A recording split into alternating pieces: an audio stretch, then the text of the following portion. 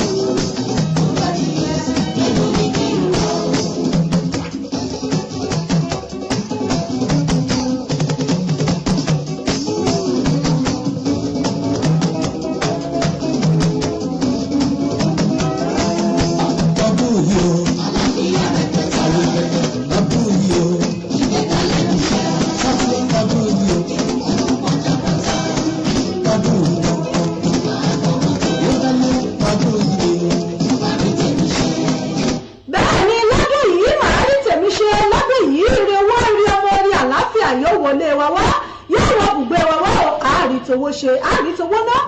àrítowó ṣe lágbára Èdùmàrè ire wọlé wa wá.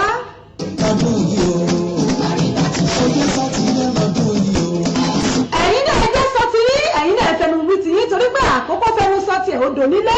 ẹ̀rọ ẹni là á fi kọ́ méje o máa fẹnu tèmi wí tèmi kí tèmi ó lè dá.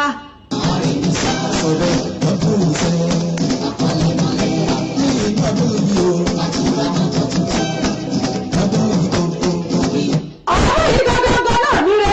ire wá wọlé wá bá wa ayọ̀ wá wọlé wá bá wa ìdùnnú wá wọlé wá bá wa ọ̀rọ̀ yìí gangan náà láàrin tajé ṣe láàrin towó ṣe láàrin ọmọ bí láàgbéyàwó láàrin ilé ọkọ náà láàgbó rere ṣe lágbára ṣe Èdùmàrè ǹjẹ́ ẹkúlé níbikíbi tí ẹ bá ti ń gbọ́ mi tẹ̀ tí ń wò mí ẹkúlé màá làkàrà lẹ́rẹ̀ wà láàkérò ọ̀nà ẹ̀kúnjọ́ méjì mẹ́ta náà láàkérè ni bọ́bá tó jẹ́ méjì mẹ́ta tá a ríra wa mọ́ kí yín nínú láì níbikíbi tẹ̀ tí ń gbọ́ mi lọ́dẹ̀dẹ̀ tẹ̀ tí ń wò mí mọ́ kí yín pẹ́pẹ́ ojúmọ́ rẹ tó mọ́ wa lónìí ẹkùn kò lè dáa tí gbogbo wa tá ń bá káàkiri ọlọ́run ọba yóò jẹ́ kárí rẹ̀ mú yóò jẹ́ kárí rẹ̀ náà eré wọlé wa yóò fi lè wá ṣe bùgbé lágbára ṣe Èdùmàrè.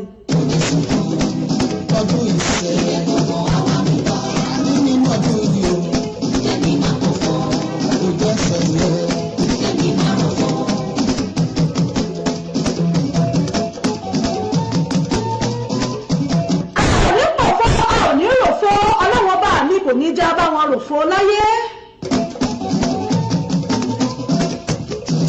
mo kí gbogbo yín lọ́kùnrin lóbìnrin lọ́mọdé àti lágbàlagbà onílé àti àlejò níbikíbi tí ẹ bá ti ń gbọ́ mi tẹ̀ tí ń wò mí ṣé dáadáa ni mo bá yín ṣàlàáfíà lẹ́yìn náà wà ẹ̀kú ọjọ́ méjì mẹ́ta ẹ̀kú ọjọ́ gbọ́dọ̀ bí ọwọ́ aṣọ ẹ̀kú kò lè dáa tí gbogbo wa tá à ń ṣe kiri akẹ́kọ̀ọ́ okòwò wa ní lẹ́nu ajé wa níbi iṣẹ́ wa níbikíbi tá a bá wà ọlọ́run ọba yóò fèrè wa gbogbo wa rí.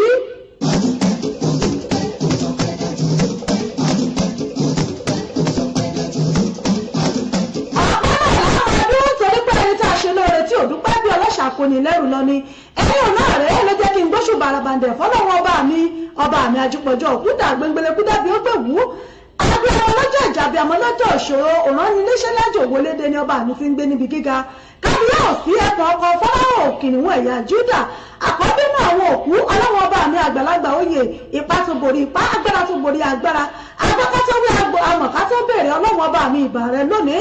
ọlọ́wọ́ ọba mi ìwọ náà ni ọba tí ṣe ohun gbogbo nínú ohun gbogbo àríwá àlá bàbá mi ti kàmúláyà kàkà bí òkè ẹ̀kọ́ ọkọ̀ fọ́láwọ̀ létí òkú pupa ọba mi àfúnimọ̀ṣẹ̀rẹ̀gún ọlọ́wọ́ gbọgbọ́rọ́ ti yọmọ rẹ̀ nínú ọ̀fìn kábíyèsí ọlọ́wọ́ ọba mi òyígìyígì àjípọ̀jọ́ òkúdà gbanigbani ẹni tá a sáyà òyígìyígì olórúkọ ńlá olórúkọ rẹpẹtẹ kábíyèsí rẹ ọba tó fọgbọ́mọgbá orí kìnìún ẹ̀yà Júdà ọba mi tó ń ṣe ohun gbogbo nínú ohun gbogbo ọba mi lánàá lónìí lọ́ba mi títí ayé àìnípẹ̀kun ọba tó fi ọgbọ́n tó fi dá gbogbo ènìyàn láwòrán ara rẹ̀ ọba ọ̀run méje ilẹ̀ méje fàyè ṣẹ̀kẹ̀ ìdógún ọba tó fàyè ṣàpótì ìtìsẹ̀ akọ́nimọ́mọ́ mú gègé ọlọ́run ọba mi ní kọ́kọ́rọ́ ayé lọ́wọ́ ọba tó ní kọ́kọ́rọ́ gbogbo ẹ̀mí ènìyàn arúgbó orí ìtẹ́ ọba mi àdàgbà má pààrọ̀ àdàgbà má tẹ̀pá gbẹ̀ngbẹ̀lẹ̀kú dàbí ó gbèwú ibà rẹ lónìí ọlọ́run ọba mi tó dá gbogbo ọba ọba tó ju gbogbo ọba lọ kìnìún ẹ̀yà Júdà àgbẹ̀ ọ̀gá lónìí torí pé ẹ̀fọ́ ọmọ ẹ̀fún wa lórí ọ̀fẹ́ láti ti wà lórí ètò lónìí láti jọjọ tá a ti ń dágbére fúnra wa agbẹ́yìnga ṣe yín lọ́ba ọ̀tọ̀rẹ́yìn náà lẹ́ni gbogbo pa ẹ̀yin lẹ́ni gbogbo ògo ẹ̀yin lẹ́ni èémí tá a fi mí ẹ̀yin lẹ́ni ọ̀rọ̀ tá à ń sọ ẹ̀yin ní àgbàlagbà oyè ọba mi tó ní ọ̀rọ̀ torí pé òun gangan lọ̀rọ̀ ó ní sọ̀rọ̀sọ̀rọ̀ àkọ́kọ́ ó ní ta ni ọlọ́run ọba ògo náà olúwa àwọn ọmọ ogun náà ní ọba ògo ó ní láti tẹ̀kọ́ ṣe ọlọ́run dọ̀run òun ayé ọ̀rọ̀ láti dá ayé ó ní ọ̀rọ̀ náà sì ń bẹ títí dìsìnyí ìbà rẹ ò kábíyèsí rẹ. Dúpẹ́ máa dúpẹ́ kó o dúpẹ́ lójoojúmọ́ dúpẹ́ dúpẹ́ dúpẹ́ dúpẹ́ dúpẹ́ nígbà gbogbo. Òun ní láti kọ́ṣẹ́ lọ̀rọ̀ wọ̀ ọ̀rọ̀ sì ń bẹ pẹ̀lú ọlọ́run ọba mi náà sì ní ọ̀rọ̀ náà kábíyèsí ìwọ ni o àgbẹ̀ ọ̀gá ṣẹ́ ọlọ́ba ẹni tí ò dúpẹ́ tí ò mọ̀rẹ́ tí ò mọ̀pẹ́ dá bí ọlọ́ṣà kò ní lẹ́rù lọ́nà ni oníbà bá dúpẹ́ orí àná àtúrí mi ìgbà ẹ̀yin náà rẹ̀ làfi ń gbé jùbà fọlọ́run ọba mi ẹ̀yin náà dúpẹ́ ẹ̀yin lógo oore tó ẹ ti rí èyí tí ò tí ì ṣe ẹ̀dúpẹ́ fún ẹ̀ṣàlẹ̀ ọ̀dùn láìsọ ọlọ́run ọba ẹ̀yin lógo ẹ̀gbọ́ ṣùbà fẹlẹ́dùmarè bó ṣeun kábíyèsí rẹ̀ ọba àdẹ́dà ṣẹ̀dá.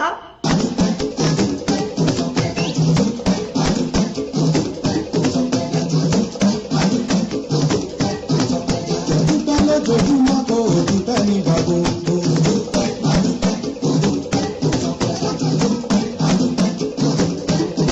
Mo kí gbogbo ẹ̀yin bàbá gbogbo ẹ̀yin èèyàn mi ìgbà tá a bá ti gbé bà fọ́lọ́run ọba mi ibà gbogbo ẹ̀yin tẹ̀ ń bẹ lórí ètò ibà gbogbo ẹ̀yin ìyá ẹ̀yin bàbá mi tẹ̀ ń bẹ nínú ilé lọ́kùnrin lóbìnrin lọ́mọdé àti àgbàlagbà gbogbo ẹ̀yin tẹ̀ ń gbọ́ wa ní kí n mẹ́rẹ̀ẹ̀rin àgbàlá ayé mo júbà gbogbo yín mo kí gbogbo yín pátápọ̀ ẹ̀ka àbọ̀ sórí ètò yìí mo kí gbogbo yín pé ẹkú ọjọ́ méje ẹkú ọjọ́ mẹ́ta ẹkú ìfẹ́ tẹ̀ ní sí wa nílé iṣẹ́ wa ìbílẹ̀ rédíò láti bí ọdún méjì sẹ́yìn tá a ti gbélé iṣẹ́ yìí kalẹ̀ ilé iṣẹ́ yìí ó tún pé ọdún méjì nínú oṣù tá a wà yìí ní on the 27th of March 2019 ó náà ló tún pé ọdún méjì adúpẹ́ ìfẹ́ tẹ̀ ní sí wa adúpẹ́ tẹ̀ ń bá wa bọ̀ láti ọdún kejì sẹ́yìn adúpẹ́ wípé ẹ fi ìfẹ́ ẹ fi hàn sí wa adúpẹ́ dúpẹ́ lọ́wọ́ yín gbogbo ẹ̀yin tẹ̀ ń gbọ́ wa nínú ilé tẹ̀ ń wò wá gbogbo ẹ̀yin tẹ̀ ń gbọ́ wa lórí rédíò wa adúpẹ́ pẹ́ ṣé o àwọn ọ̀rẹ́ nǹkan tá a lè gbé fún yín bí o ṣe pé ká mọ̀ dúpẹ́ lọ́wọ́ yín pẹ́ ṣé kò fẹ́ tẹ̀ ní sí wa nílé iṣẹ́ wa ìbílẹ̀ rédíò tẹlifíṣàn ẹ ṣé àdúpẹ́ àmọ̀ọ́rẹ́ o àmọ́lóore ọlọ́run ọba mi kò ní pa náà fẹ́ gbogbo wa mo kí gbogbo ẹ̀yin ìyá mi bàbá mi nínú ilé lọ́mọdé lágbàlagbà onílé àti àlejò mo kí gbogbo yín pátápátá pé ẹ̀kújọ́ méjì mẹ́ta ẹkú ojúmọ́ rẹ tó mọ wà lónìí gbogbo ẹ̀yin òṣìṣẹ́ ìjọba gbogbo ẹ̀yin alájẹ bàbá lọ́jà gbogbo ẹ̀yin oníṣòwò oníṣẹ́ ọwọ́ gbogbo yín pátápátá náà ni mo kí gbogbo ẹ̀yin ọmọ iléèwé mo kí gbogbo yín pátápátá gbogbo ẹ̀yin wakọ̀wakọ̀ ẹ̀yin ajígbárin mú kù kí yín o gbogbo ẹ̀yin òṣìṣẹ́ ìjọba pátápátá mo kí ẹ̀yin náà níbikíbi tẹ́ bá wà tẹ́ ti ń gbọ́ wa pé ẹkú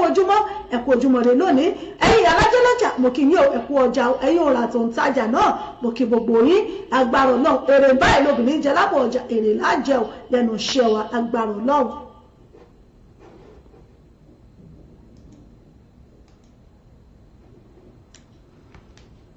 If your energy contract ṣé gbogbo ẹ̀yin tẹ́ ń darapọ̀ mọ́ mi gbogbo yín pátápátá náà ni mò ń kí pé ṣe tẹ́ ń darapọ̀ mọ́ wa lórí ètò nílé iṣẹ́ wa ìbílẹ̀ rédíò TV ibẹ̀ náà la wà yìí níbi tá a ti ń dábí ẹ̀dùn tá a ti ń rọ̀ bí òwe ṣe mo dúpẹ́ gbogbo ẹ̀yin tẹ́ ń gbọ́ mi lórí ètò ẹ̀ṣẹ́ níbi tí ẹ ti ń bá wa bọ̀ bí tẹ́ bá wa dé àti ibi tí ẹ ń bá wa lọ mo kí pẹ́ lọ́wọ́ gbogbo yín pé ṣeun ẹ kò fẹ́ tẹ̀ ní sí wa gbogbo yín lọ́kùnrin lóbìnrin lọ́mọdé àti lágbàlagbà onílé àti àlejò láì bẹ́ẹ̀ nìkan kan sí mo kí yín ò pé káàbọ̀ sórí ètò yìí.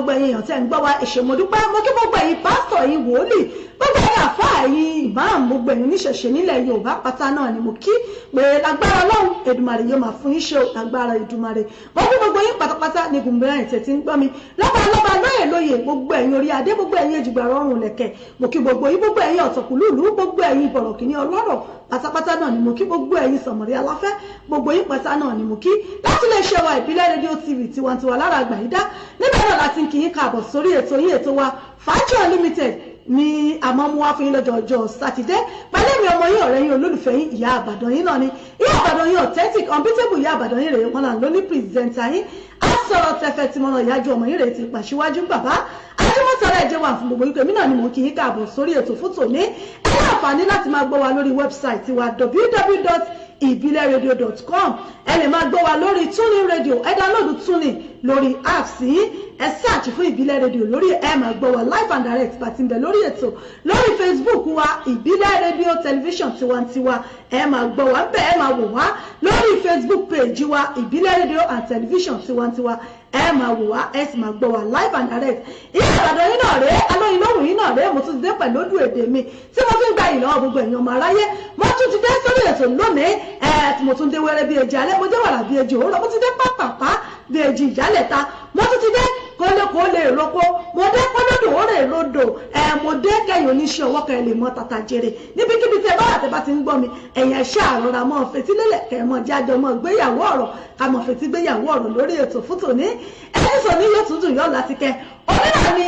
ọgbọ̀njọ́ nínú oṣù kẹta ọdún 2019 onínà ní sátidé tó kẹ́yìn nínú oṣù March àdúpẹ́ lọ́wọ́ Ọlọ́run pẹ́ẹ́mì àti iná lájọ bẹ̀rẹ̀ rẹ̀ láyọ̀ àtàláfíà Ọlọ́run ọba ó tún mú wa tó parí ẹ̀ òní ní sátidé tó gbẹ̀yìn nínú oṣù March àdúpẹ́ lọ́wọ́ Ọlọ́run fún oore ọ̀fẹ́ tó fún wa láti on the 1 títí di on the 30 ọ̀pẹ́ ní fẹ́lẹ́dùmarè mo kí gbogbo ẹ̀yin ọmọ lọ́jọ́ bí gbogbo ẹ̀yin ọmọ oṣù March pátápátá pẹ̀lú agbára Ọlọ́run ẹ ṣe ọ̀pọ̀lọpọ̀ ọdún láyé ẹ̀yin tẹ́ ṣe lánàá lónìí ẹ̀yin tẹ́ tún ṣe lọ́la tóṣù ó parí kí gbogbo yín o pé ìgbà ọdún kan ni gbogbo ẹ̀yin onígbéyàwó mo kí gbogbo yín gbogbo ẹ̀yin tẹ́ ń ṣe gbéyàwó lẹ́ni gbogbo ẹ̀yin tẹ́ ń ṣe graduation ẹ̀yin tẹ́ ń ṣe ọjọ́ òbí ẹ̀yin tẹ́ ń ṣe ìkómọ jáde mo kí gbogbo yín pátápátá pé lágbára Ọlọ́run ohun ayọ̀ ohun rẹ̀ kò ní tán lọ́ọ̀dẹ̀ kó wá gbogbo wa mo kí gbogbo ẹ̀yin ọlọ́mọ tuntun jòjòló náà pé ẹ̀kú ọwọ́ lómi lágbára Ọlọ́run gbogbo abiyamọ pátá á jèrè àwọn ọmọ wa àní balaye fọwọ́ tí agbára ṣé Èdùmàrè wọ́n kí yín káàbọ̀ sórí ètò fún tòní náà nu kẹwàá kan fìdílé kan lórí ètò tòní níbẹ̀ náà láti máa ń kíra wa pé ẹ̀kú weekend báwo ló ṣe ń lọ lọ́dọ̀ yín báwo ló ṣe ń lọ lágbègbè yín kí ló ń lọ lọ́dọ̀ yín tẹ̀fẹ́ ká rí gbọ́ tẹ̀fẹ́ ká mọ̀ ẹ láǹfààní láti fi ránṣẹ́ sí orí ètò yìí a sì ná jáde fún àwọn èèyàn wa a gbé sáfẹ́fẹ́ káwọn èèyàn wa gbọ́ pa ẹ láǹfààní láti kí àwọn èèyàn yín lórí ètò ẹ sì láǹfààní láti béèrè fún orin tẹ́ ẹ bá fẹ́ lórí ètò bákan náà mo láǹfààní láti kí gbogbo ẹ̀yin tẹ́ ti ń darapọ̀ mọ́ mi lórí ètò mo kí ìyá mi Olúwabùnmi Èjìlá Sísì ẹkùnjọ́ méjì mẹ́ta wọn ni kábíyèsí Elédùmarè àwọn náà dúpẹ́ lọ́wọ́ Ọlọ́run ìyá mi Abímbọ́lá JP mo kí gbogbo yín pátápátá wọn ni ẹ̀kú ètò wọn ni ìyá Ìbàdàn àkú òpin ọ̀sẹ̀ ẹ ṣeun ìyá mi ojú òní tì yín ìyá mi Olúwabùnmi Èjìlá Sísì wọ́n ń kí wa pé happy anniversary you shall continue to grow and glow amen in Jesus name ẹ ṣeun ìyá mi ìyá mi Abímbọ́lá JP àwọn náà ní akínyìn o àkú oríire àṣẹ ọ̀pọ̀lọpọ̀ rẹ̀ láyé àmì àṣẹ Èdùmàrè ẹ ṣé mo dúpẹ́ ìyá mi ọmọọba Crown Adéoyè ẹ ṣé gan ni ìyá mi ọ̀nà ẹ̀kọ́ ètò ìyá Ìbàdàn tiwantiwa ẹ ṣé mo dúpẹ́ Antonia Casting wọ́n ní please slow down àbí ìyá mi ẹ ṣé mo dúpẹ́ ẹ káàbọ̀ sórí ètò ẹ láǹfààní láti máa gbọ́ wa lórí wẹ́bsáìtì wa www.ibileradio.com tàbí lórí TuneIn Radio ẹ download TuneIn lórí apps yín ìbáàjẹ́ lórí Play Store àbí Apple Store ẹ download TuneIn lórí ẹ̀ tẹ́ bá ti download ẹ̀ ẹ̀yẹn wá search fún Ìbílẹ̀ rédíò lórí ẹ̀ ẹ máa gbọ́ wa lórí rédíò wa lórí Facebook náà bákan náà ẹ máa wò wá Ìbílẹ̀ rédíò TV tiwantiwa lórí page wa bákan náà ẹ máa gbọ́ wa ẹ sì máa wò wá mo kí gbogbo yín pátápátá tí ẹ ń darapọ̀ mọ́ mi lórí ètò bẹ́ẹ̀ náà bá ṣe ń darapọ̀ mọ́ mi ẹ máa bá mi share ẹ invite àwọn loved ones sí pé káwọn náà darapọ̀ mọ́ wa lórí ètò kájọ̀dẹ̀ gbádùn ètò tòní ẹ ṣe wọn bọba Crown Adéoyè wọn ni happy anniversary and happy anniversary by more strength ẹ ṣé gan ni mo dúpẹ́ ìyá mi ẹ ṣé mo dúpẹ́ bẹ́ẹ̀ bá ti ń darapọ̀ mọ́ mi ẹ bá mi share ẹ invite àwọn loved ones sí káwọn náà kájọ̀dẹ̀ gbádùn ètò yìí orí ètò yìí ibẹ̀ náà láti máa ń kíra wa pé a kú weekend ẹ láǹfààní láti kí àwọn ẹbí yín ẹ láǹfààní láti kí ara yín ẹ láǹfààní láti béèrè fún orin tẹ́ ẹ bá fẹ́ fún ìgbádùn weekend yín tẹ́ bá sì ní ìkọ̀kọ̀ tó jẹ́ pé ẹ̀yin fẹ́ ká gbé sáfẹ́fẹ́ tẹ́ fẹ́ ká mọ bó ṣe ń lọ lọ́dọ̀ yín ẹ lè fi àtẹ̀jíṣẹ́ yín ránṣẹ́ ẹ lè text message sórí studio number wa tí ṣe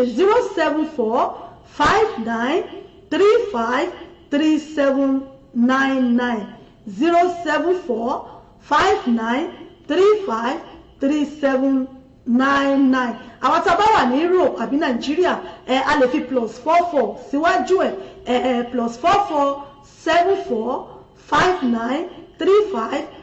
+447459353799 òun náà ni a lè fi síwájú láti lè tó jẹ́ UK code láti lè pè wọlé tàbí fi àtẹ̀jíṣẹ́ yín ránṣẹ́ bóyá lórí WhatsApp wa ni àbí lórí Facebook wa lórí platform tá a ti ń ṣe program ẹ lè fi àtẹ̀jíṣẹ́ yín ránṣẹ́ síbẹ̀ á kà á síta á sì jẹ́ káwọn èèyàn mọ̀ bó ṣe ń lọ lọ́dọ̀ wọn lórí ètò níbẹ̀ náà la wà yìí pẹ̀lú mi ọmọ yín ìyá Ìbàdàn náà ni ẹ máa já mi sí bó ṣe ń lọ lórí ètò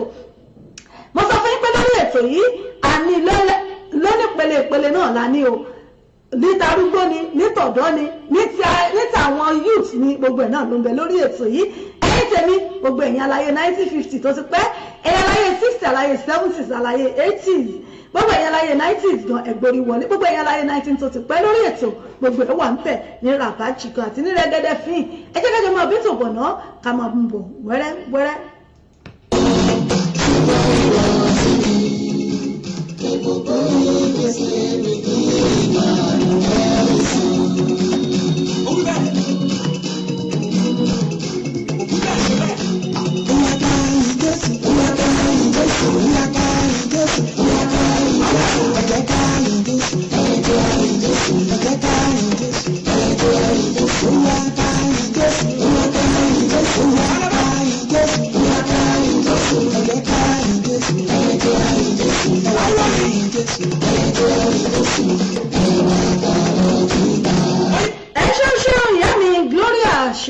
mo rí ẹ̀ka àbọ̀ sórí ètò yìí ẹ̀kọ́ wíkẹ̀ níbikíbi tí ẹ̀ bá wà tẹ̀ tí ń gbọ́ mi mo ti fi àsìkò yìí mo fi kí gbogbo ẹ̀yin mothers pátápátá wípé happy Mother's Day in advance gbogbo ẹ̀yin ìyá wa gbogbo ẹ̀yin abiyamọ bọ̀já gbọ̀rọ̀gbọ̀rọ̀ gbogbo ẹ̀yin ìyá ọmọ tó jẹ́ wípé lọ́jọ́ ìṣòro ẹ̀ǹbẹ̀ǹbẹ̀ fáwọn ọmọ yín tó jẹ́ pé lọ́jọ́ rí ọjọ́ ẹ̀rí ẹ̀ǹbẹ̀ǹbẹ̀ fáwọn ọmọ yín láti oyún inú ní ti dọ́bi dé ọmọ rìn sẹ̀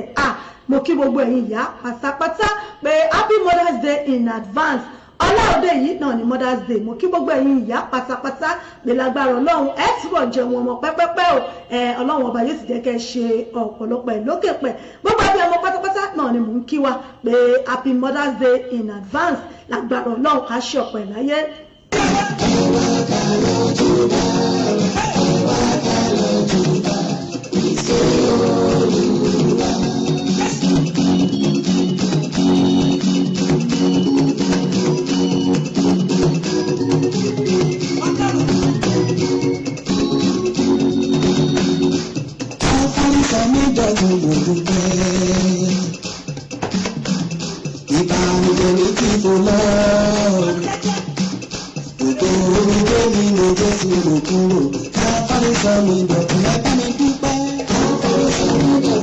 Lórí ètò náà lọ́wọ́ yìí ẹ láǹfààní láti máa kí àwọn èèyàn yín ẹ sì láǹfààní láti béèrè fún orin tẹ́ fẹ́.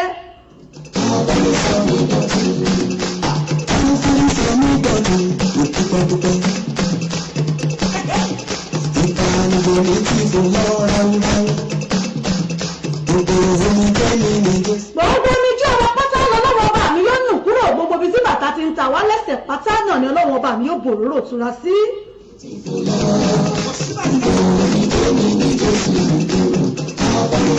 Gbogbo tó ń dà wá láàmú tí ń dà wá lọ́kàn rú tó ń ṣe wá ní ẹlẹ́ẹ̀lẹ́ tá a lè sùn tá a lè wo ọlọ́wọ́ ọba mi yóò máa fi tura sí.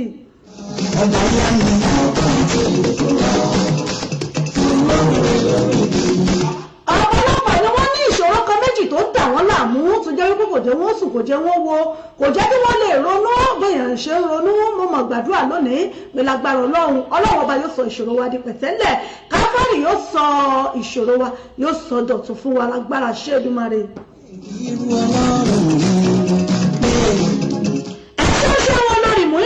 Ibi general mo rí yín ẹ káàbọ̀ sórí ètò olórí Mọ́jọlá Olúwa Ìbírónkẹ́ mo rí ẹ̀yin náà ẹ káàbọ̀ sórí ètò yìí báyìí náà ṣe ń darapọ̀ mọ́ wa ẹ máa bá mi share fídíò yìí ẹ invite àwọn loved ones yín.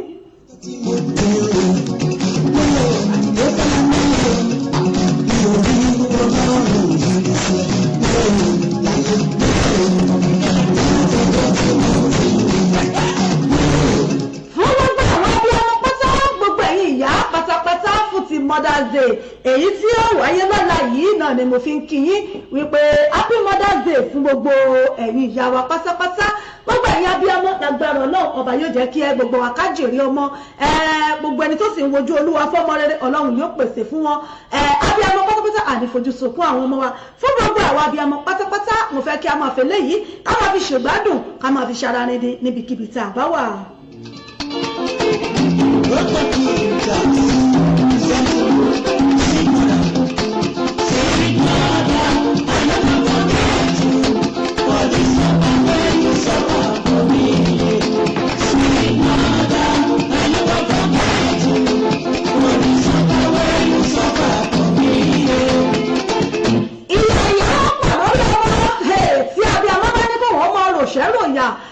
Tóun jẹ lórí ọmọ kódà wọ́n bá fẹ́ bá bọ́mọ rẹ̀ wí yóò yarí ni pé ẹ dákun ẹ má bá nà ó ẹ má bá ń fọwọ́ kàn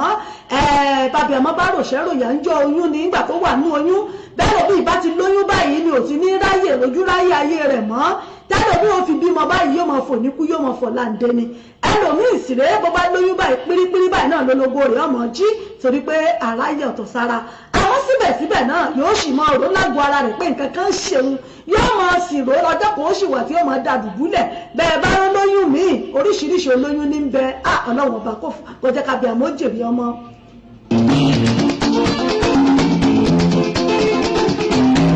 ẹ̀ṣọ́ ìyá mi olóyìn mú iná àtún ní ẹ̀ka àtàn ẹ̀kú ètò ẹ̀ṣọ̀rìṣọ̀mù kì í káàbọ̀ sórí ètò.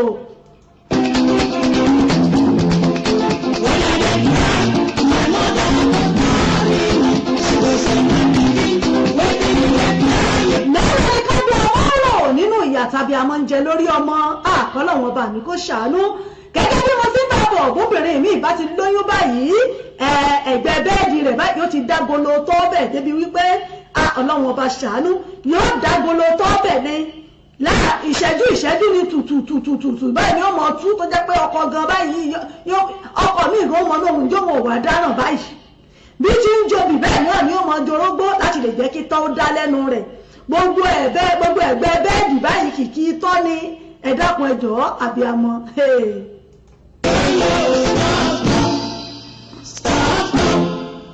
Stop, make you no cry again.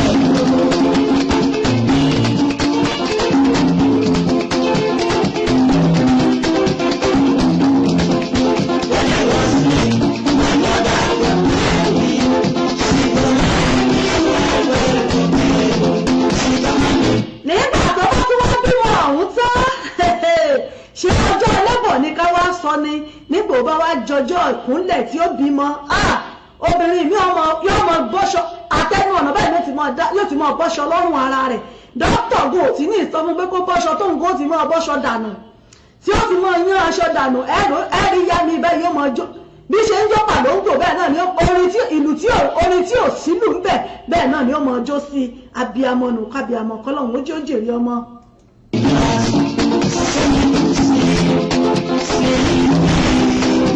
nígbà tó bá wà nílé bọ́ọ̀lùmù àwọn dókítà ó tún ní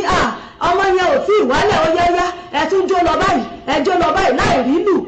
abiyamọ ọmọ wa jó láì rí lù yóò mọ wá sá lọ sókè yóò mọ sá lọ sódò yóò mọ fò lọ wájú yóò mọ fò lọ ẹ̀yìn wọn ẹlẹ́dọ̀ ní ọmọ ogun stíẹ̀sì bó ṣe ń gùnkè ní ọmọ bọ́ọ̀lẹ̀ torí pé kọ́mọ ó lè wáyé.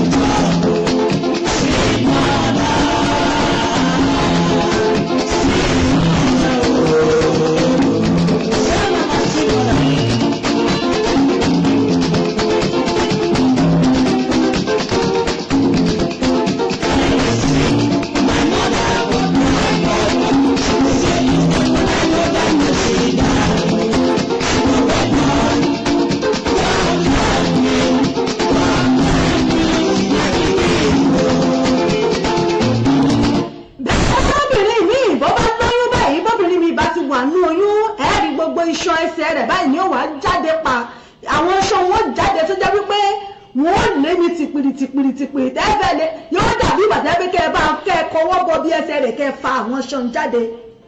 ẹ wá wo àwọn ṣan tó jáde lẹ́sẹ̀ rẹ̀ tó lé tìpìrìtìpìrì yìí bẹ́ẹ̀ náà ló ṣe ń dùn wọ́n bí egbò ni débi wípé ẹlòmíì wọ́n bá de bandage mọ́ ni nígbà tí ìrora yìí bá dé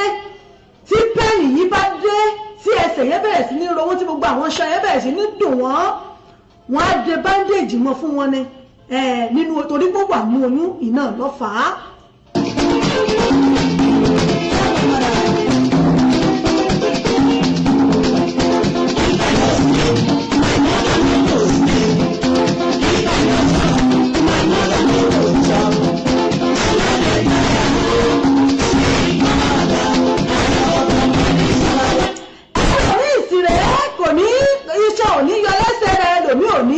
ṣùgbọ́n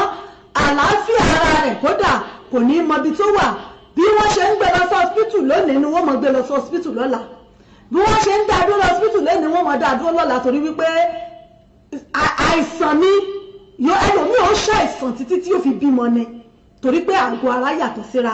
láwọn àwọn ìyà tí òbí ń jẹ rèé tàbí àmọ́ ń jẹ gẹ́gẹ́ bí ìyá láwọn nǹkan tí ìyá ń gó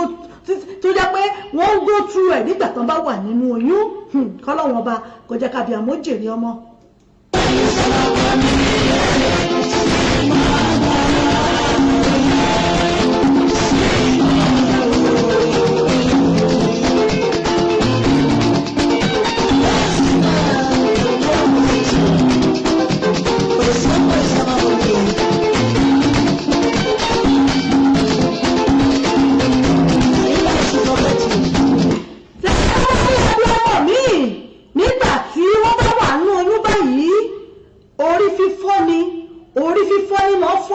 míì orí ò mọ̀ fọ́ débi wípé yóò dàbí ìgbà tí wọ́n jábé gbogbo agogo tí wọ́n ń lù láyé yìí orí rẹ̀ ni wọ́n ti ń lu gbogbo rẹ̀ oríṣiríṣi ọ̀nà ni ó ń gbà wọlé sẹ́lòmíì lára tí obìnrin bá ti wà nínú oyún ẹ̀yin náà wọ́n wò ó ṣẹlẹ̀ yìí ni kí obìnrin ó rò ni àbí ọjọ́ ẹlẹ́bọ̀ gangan tá à ń sọ yìí tó jẹ́ wípé ọjọ́ kan tó jẹ́ wípé báyé lẹ́lòmíì wà ní o bọ́ọ̀rù ní o kò sẹ́nì kankan tó lè mọ̀ obìnrin tó wọlé bọ rúùmù kan bóyá yóò padà jáde òun fúnra rẹ̀ ò mọ̀ bóyá yóò wọlé kò ní jáde mọ́ kò mọ̀ gbogbo ẹ̀ wà lọ́wọ́ Ọlọ́run gbogbo eléyìí òun náà nìkan tí àwọn abiyamọ tí wọ́n jẹ́ wípé wọ́n ń là kọjá kọmọ ó tó wáyé nígbà tá a bá bímọ tán ẹlòmíì lè dọ́mọ bí fúnra rẹ̀ tọ́lọ́wọ́n bó fi rọ̀ lọ́rùn ẹlòmíì sì rẹ̀ agbára ò ní ká tó jẹ́ wípé ọmọ tá à ń wí gan ó lè tún jókòó sí ọmọ mi ò tún jókòó sínú ìyá rẹ̀ ni èyí tó yóò dorí kodè kò ní dorí wálẹ̀ yóò jókòó ni ìmí yóò mẹ́sẹ̀ wáyé tó jẹ́ wípé sísọ́ọ̀sì báyìí ni wọ́n mọ̀ fi gójú ara ẹlòmíì láti lè jẹ́ kọ́ mọ́ ó jáde bí ọba gba ṣẹ́ abẹ lọ bẹ́ẹ̀ lòmíì bá ti gba ṣẹ́ abẹ wọ́n ṣe ṣẹ́ abẹ fún un ẹ̀rọnú ọ̀hún inú tó royún fóṣù 9 tó ń káṣẹ̀ kẹwàá inú ọ̀hún náà ni wọ́n tún ta abẹ bọ̀ tí wọ́n tún rẹ́kọ̀ọ́ gbọmọ ọ̀hún jáde pé kọ́ mọ́ ó ṣàlèwà lálàáfíà inú ọ̀hún náà ń gbà wọ́n bá tún ràn tán egbò tún nù wọ́n tí ìyá ò tún mọ rù kiri fọjọ́ pípẹ́ kínú ọ̀hún tó san abiyamọ ẹ̀kú ọ̀rọ̀ ọmọ òkògbò abiyamọ pátápátá wọ́n kí gbogbo yìí níbikíbi tẹ̀ bá gbogbo ẹ̀yin abiyamọ dáadáa gbogbo ẹ̀yin abiyamọ tó jẹ́ wípé n ti ń ṣe ọmọ yín ò ń ṣe yín ni n ti ń ṣe yín ò ń ṣe ọmọ yín ni pátápátá náà ni mo kí.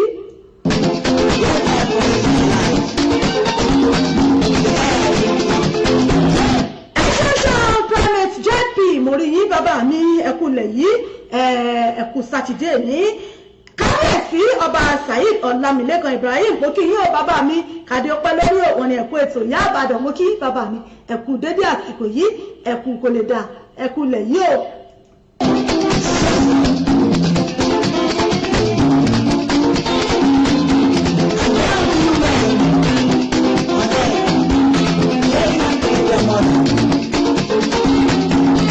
nígbà táwọn wá bímọ ọ̀hún tán odidi oṣù 3 gbáko ẹlọmọ sì máa fi ké tí ọmọ ké láàrin òru yọmọ ké láàrin òru ni ìyá tó yẹ kó sùn àsìkò tó yẹ kó sùn iná ni ó tún gbọmọ mú ó lè gbé gbáyà ó lè pọ̀n sẹ́yìn yọmọ wá pàṣẹ fọ́bọ yọmọ jó láì rílù pé torí kọ́mọ ó lè sùn torí kọ́mọ ó lè dákẹ́ ìyá ó pọ̀ lórí ọmọ ìyá ó pọ̀ lórí ọmọ ìlú fi jẹ́ wípé gbogbo àwa ọmọ ẹ jẹ́ ká máa rántí àwọn òbí wa ẹ jẹ́ ká rántí àwọn òbí wa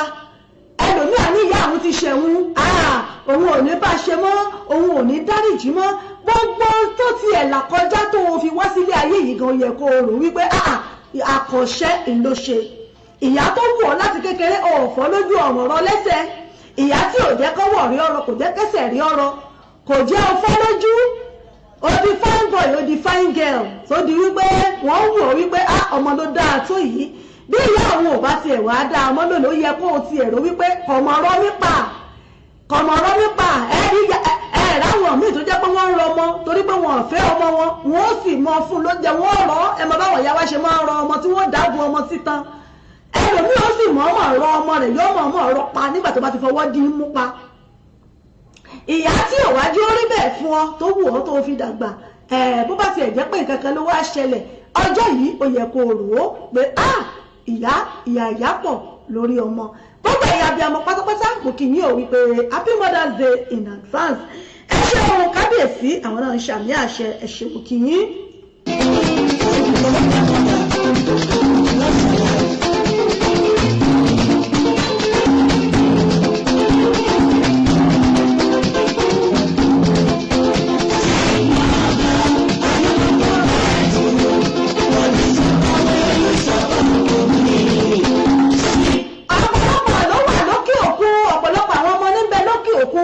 Rántí àwọn òbí wọn mọ́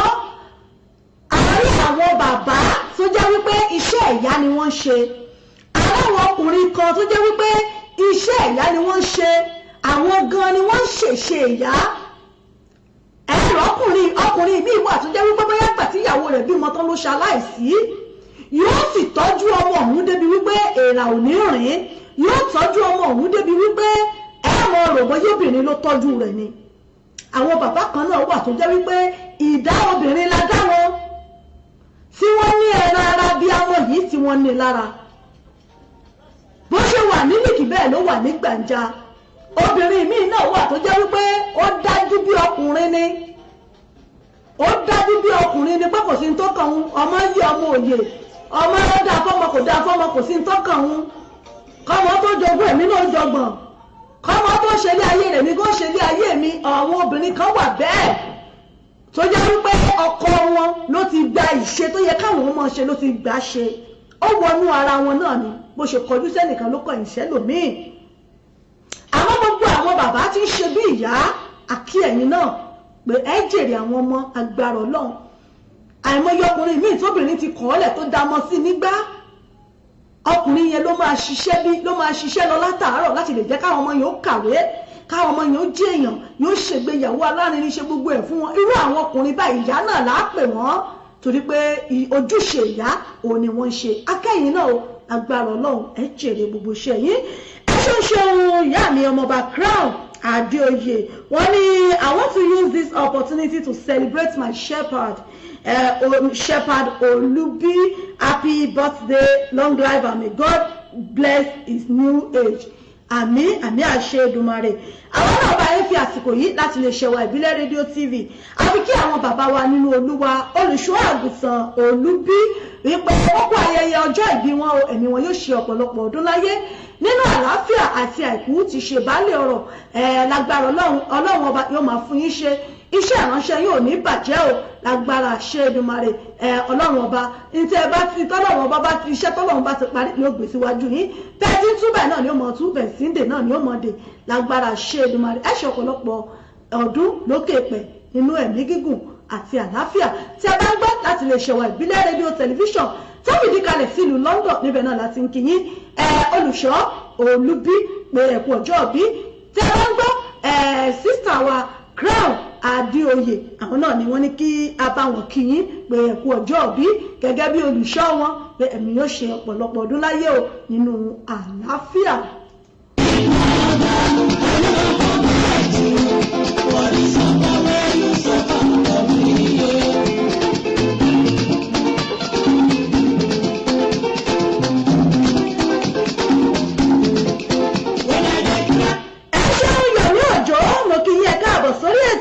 Olúyẹmisí Ọdúntàn mo rẹ́yìn náà ẹ kú àbọ̀ sórí ètò yìí kù kí gbogbo yín pátápátá níbikíbi tí ẹ bá ti ń gbọ́ mi tẹ̀ tí ń wò mí wọ́n kí gbogbo yín pẹ̀kù sátidé òní lágbára náà á ṣe ọ̀pọ̀lọpọ̀ ìlókè pẹ̀.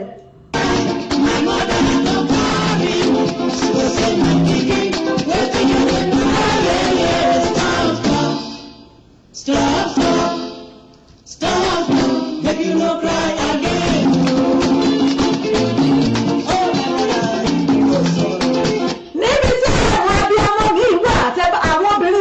tó jẹ́ wípé wọn ò lẹ́mìí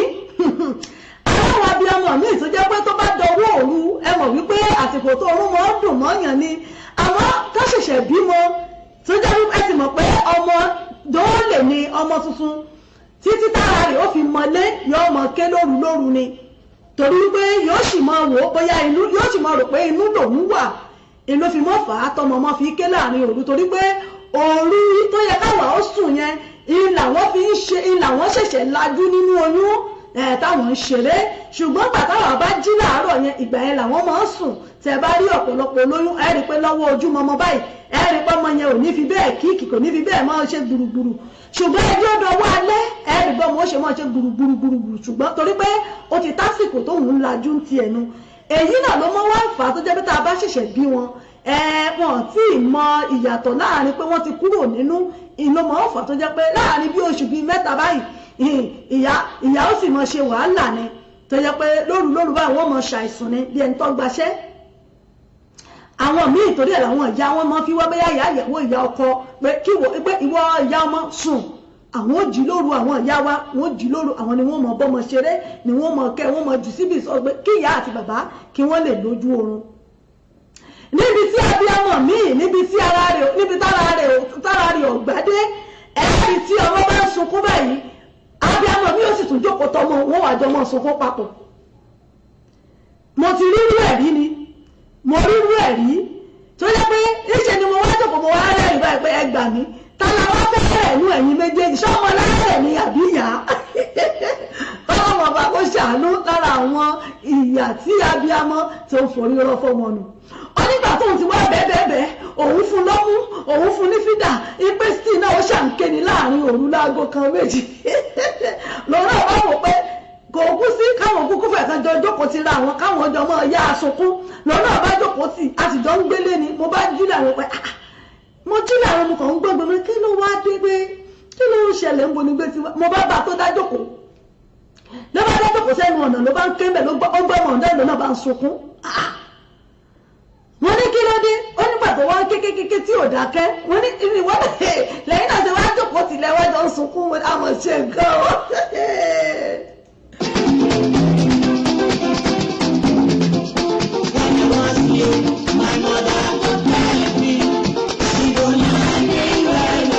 mọ́nà pé tọ́mọ òun bá dàgbà tí ìyá rẹ̀ kan bá ń sọ fún pé báyìí báyìí láwọn kan tó ṣe mọ̀ ọ̀pọ̀ ọmọ gbọ́dọ̀ kò yóò mọ̀ rẹ́rìn ni pé wọ́n mì kí ló wá dé tẹ̀ ń sunkún.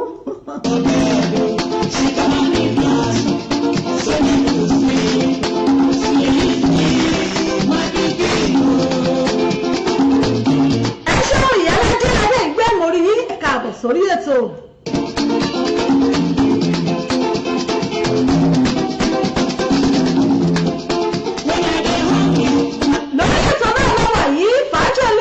ètò lágbo fàájì náà láwà níbi tá a ti máa ń kíra wa kú òpin ọ̀sẹ̀ ibẹ̀ náà láti máa ń láǹfààní láti kíra wa pé ẹ̀kùnjọ́ méjì mẹ́ta ẹ̀ láǹfààní láti kí àwọn èèyàn yín ẹ̀ sì láǹfààní láti béèrè fún orin tẹ́ ẹ bá fẹ́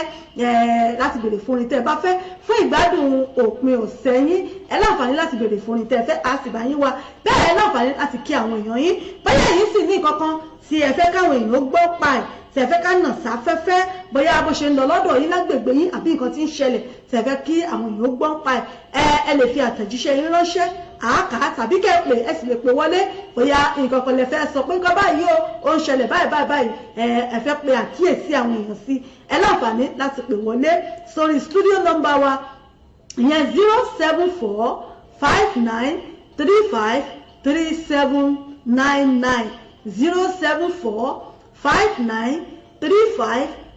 07459353799 òun náà ni ẹ lè pè sí lórí WhatsApp wa fẹ́yìntẹ̀ wà ní UK fẹ́yìntẹ̀ wà ní Europe àbí Nàìjíríà ẹ lè pè sórí WhatsApp wa lórí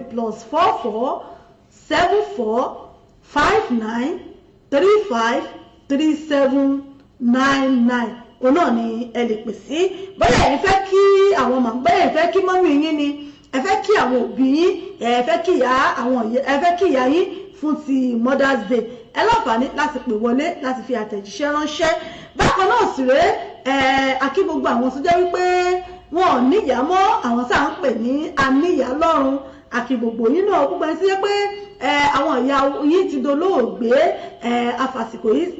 sọ fún yín pé agbára Ọlọ́run Olúwa yóò túbọ̀ tẹ̀wọ̀n sí afẹ́fẹ́ rere gbogbo ẹni tí níyàá mọ́ Ọlọ́run ọba yóò ṣe ìyá yóò ṣe bàbá fún yín o gbogbo àwọn ìyá tó sì ti lọ náà Ọlọ́run ọba yóò túbọ̀ tẹ̀wọ̀n sí afẹ́fẹ́ rere lágbára àṣẹ Èdùmàrè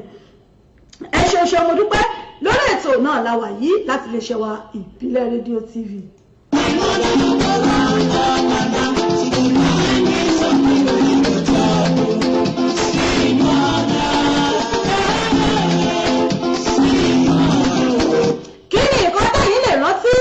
Màmá yín bóyá tó jẹ́ pé ẹ má fi rántí màmá yín tàbí tí ẹ bá ti ẹ̀ rántí tẹ́ ẹ bá rò lọ wájú tó ẹ rò lọ ẹ̀yìn ẹ wò wípé màmá mi nígbà tí màmá mi bí mi ò ṣe sí pẹ̀lú màmá mi àbí ìgbà tí màmá mi wà láyé kí nǹkan tẹ́yìn lè rántí tó jẹ́ pé tẹ́ ẹ bá ti rántí ó máa ń dùn mọ́ yín nínú ó máa ń mú yín ṣèrántí ìyá yín kí nǹkan tẹ́yìn lè sọ nípa màmá yín láti fi kí wọn kú happy Mother's Day ẹ láǹfààní láti pè wọlé ẹ sì láǹfààní láti fi àtẹ̀jíṣẹ́ yín ránṣẹ́.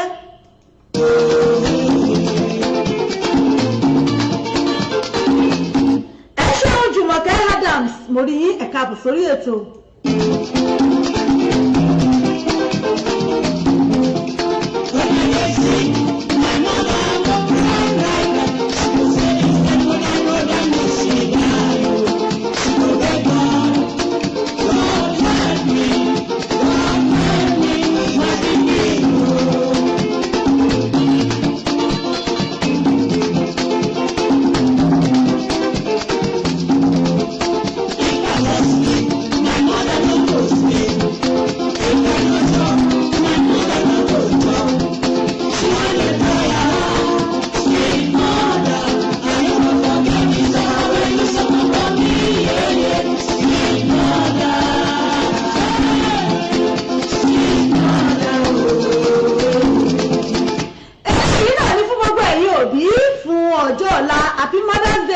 advance ẹ̀ ṣọ̀pọ̀ ọdún láyé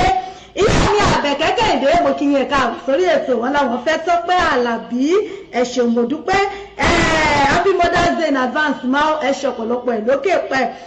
Kọ́láwọlé Àgbéniga mo kí yín ẹ káàbọ̀ sórí ètò.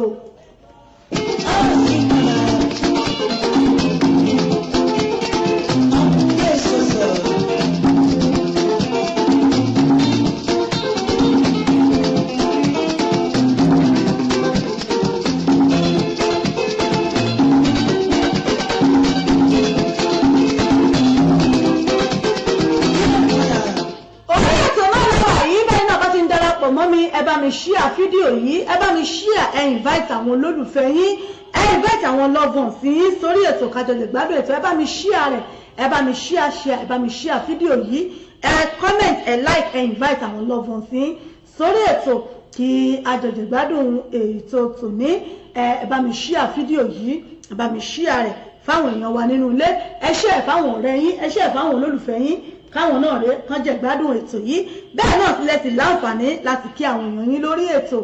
ẹ láǹfààní láti béèrè fún orin tẹ́ ẹ bá fẹ́.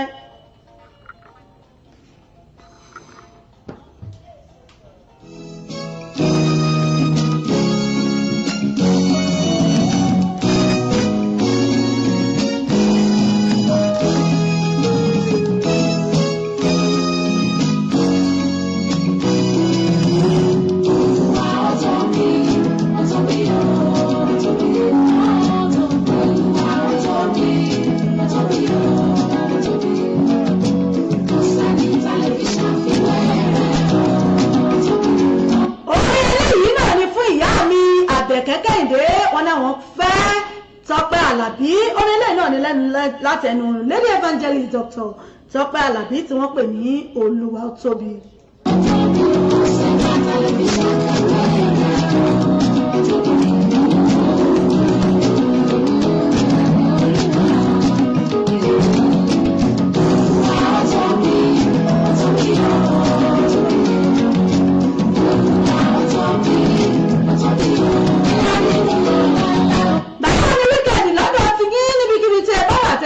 Tẹ̀tí wò mí bò ní wíkẹ́ndì lọ́dọ̀ yín ẹ̀yin bẹ lẹ́nu iṣẹ́ ni ẹ̀ǹbẹ̀ ń bi iṣẹ́ abẹ́ ń bẹ lẹ́nu òkòwò yín abẹ́ ń bẹ nínú àjò bó ló ṣe ń lọ lọ́dọ̀ yín báwo ní wíkẹ́ndì báwo lẹ ṣe ń ròlú ẹ̀ ẹ̀yin wà nínú ilé ní kíṣìnì lẹ́ ń bẹ ní ibikíbi tẹ̀ bá wà báwo ló ṣe ń lọ lọ́dọ̀ yín báwo ní wíkẹ́ndì yín.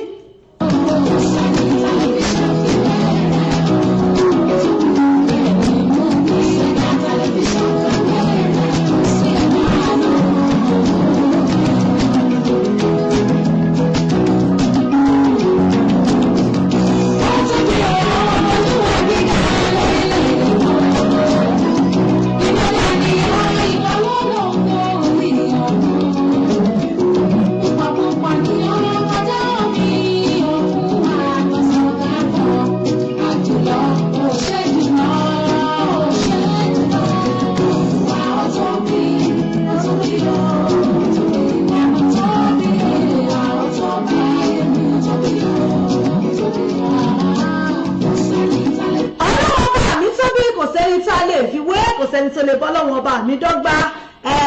Ọlọ́run ọba tóbi orúkọ rẹ̀ ó lágbára.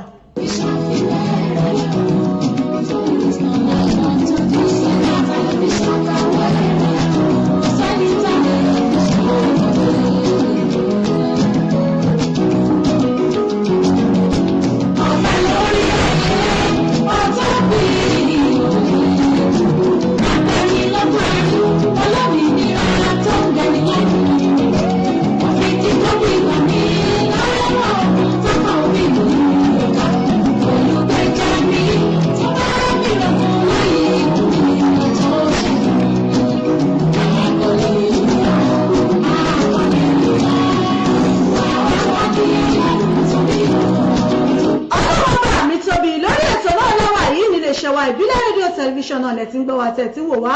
tó fìdí kalẹ̀ sílùú London ní United Kingdom náà ló láwà yìí tẹ̀ tí ń gbọ́ wa tẹ̀ tí ń wò wá lórí ètò yìí ètò wa Fàájì Unlimited náà láwà yìí lágbo fàájì ìyá mi Àbẹ̀kẹ́ Kẹ́hìndé bẹ́ẹ̀ ni mo ti ń rẹ́sẹ̀ ẹjọ́ yín o mo ti ń rẹ́sẹ̀ ẹjọ́ yín Kọ́láwọlé Adéníga mórí yín bàbá mi Prophet Kúnlé Ọmọjúwà mórí yín ẹ káàbọ̀ sórí ètò sa ẹ̀kúṣẹ́ Olúwa.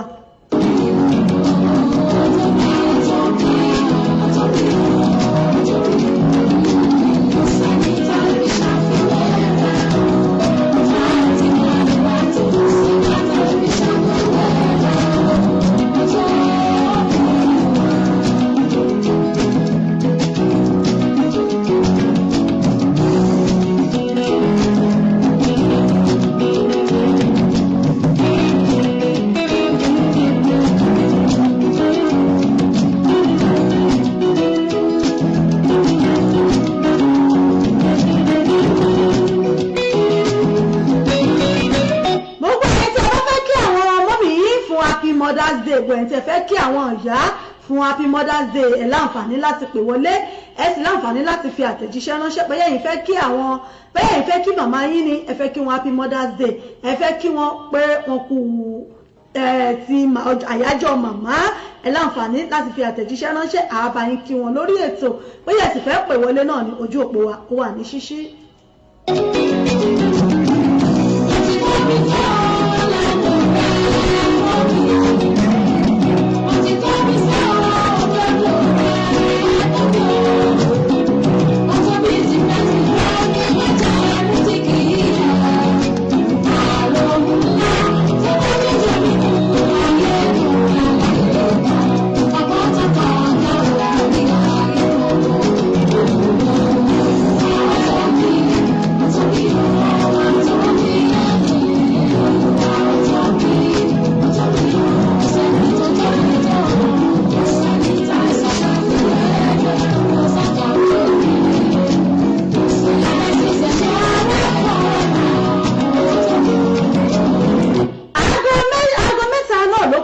ìṣẹ́jú láti iléeṣẹ́ wa ìbílẹ̀ rédíò tẹlifíṣàn aago 3 náà ló kù 20 ìṣẹ́jú.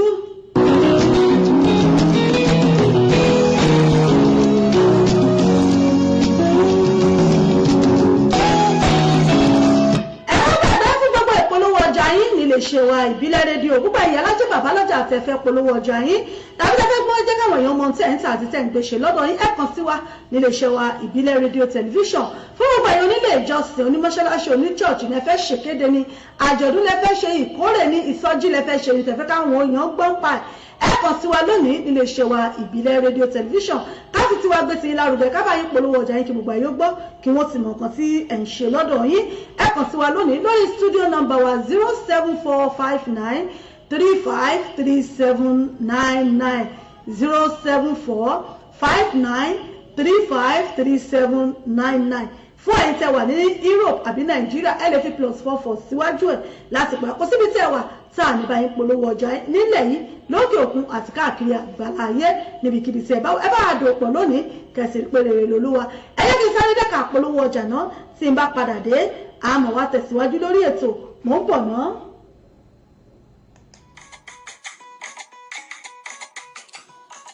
Authentic Entertainment Organization Authentic Entertainment Organization Authentic Entertainment Organization àwọn ni wọ́n máa tún dé báyìí o pẹ̀lú oríṣiríṣi ètò nílé iṣẹ́ wọn fún gbogbo ìnáwó tẹ́ ẹ bá fẹ́ ṣe FMC fún ìnáwó yín ẹ fẹ́ alága fún engagement yín ẹ fẹ́ children entertainer àbí ẹ fẹ́ olórin àsìkò àbí olórin ẹ̀mí fún ìnáwó yín ẹ má làágùn jìnnà mọ́ Authentic Entertainment Organization wọ́n tún ti gbèdé fún gbogbo ìnáwó yín ìrọ̀rùn ló bá dé fún gbogbo ayẹyẹ yín event planner lẹ́fẹ́ ni fún gbogbo ayẹyẹ yín ẹ̀yin tí ẹ̀ tí mí kan abẹ́tẹ̀ ẹ̀ tí wò pé bò lẹ̀ ṣe fẹ́ ṣènáwó yín ẹ má mí kan mọ́ ẹ má fòyà ẹ má bẹ̀rù Authentic Entertainment Organization wọ́n ti wà nílùú London báyìí tí wọ́n fi kalẹ̀ sí fún gbogbo ayẹyẹ yín tí ẹ bá fẹ́ ṣe fún gbogbo ìnáwó yín ẹ má làágùn jìnnà wọ́n ń bẹ níkàlẹ̀ fún yín wọ́n bá yín tó gbogbo ayẹyẹ yín wọ́n bá yín mú MC alága ni olórin ni children entertainer ni gbogbo ẹ̀ pátápátá ní bẹ̀ lọ́dọ̀ wọn nílé iṣẹ́ wọn Authentic Entertainment Organization ìlú London náà ni wọ́n fìkàlẹ̀ sí fún gbogbo ibikíbi tí ẹ bá ti fẹ́ ṣàyẹyẹ yín ẹ̀yin ẹ pè wọ́n lónìí kò síbi tí ọwọ́jà wọn ò dé ẹ pè wọ́n sórí ẹ̀rọ ìbánisọ̀rọ̀ wọn 079 080 25944 079 080 25944 tàbí 07424 728 743 07424 728 743 ní àwọn ẹ̀rọ ìbánisọ̀rọ̀ wọn tẹ́ ẹ lè pè wọ́n sí tàbí kẹ́ ẹ lọ sí ímeèlì wọn lolly07@yahoo.co.uk wọ́n ń bẹ lórí Twitter wọ́n ń bẹ lórí Facebook bẹ́ẹ̀ ni kò sí ẹ pè wọ́n lónìí gbogbo ibikíbi tẹ́ bá ti fẹ́ ṣayẹyẹ yín ìrọ̀rùn ló bá dé ẹ kàn sí wọn lónìí Authentic Entertainment Organization ìrọ̀rùn ló bá dé ẹ̀yin náà bá wọn dòwò pọ̀ lónìí kẹ́sì rí pé rere lolúwa.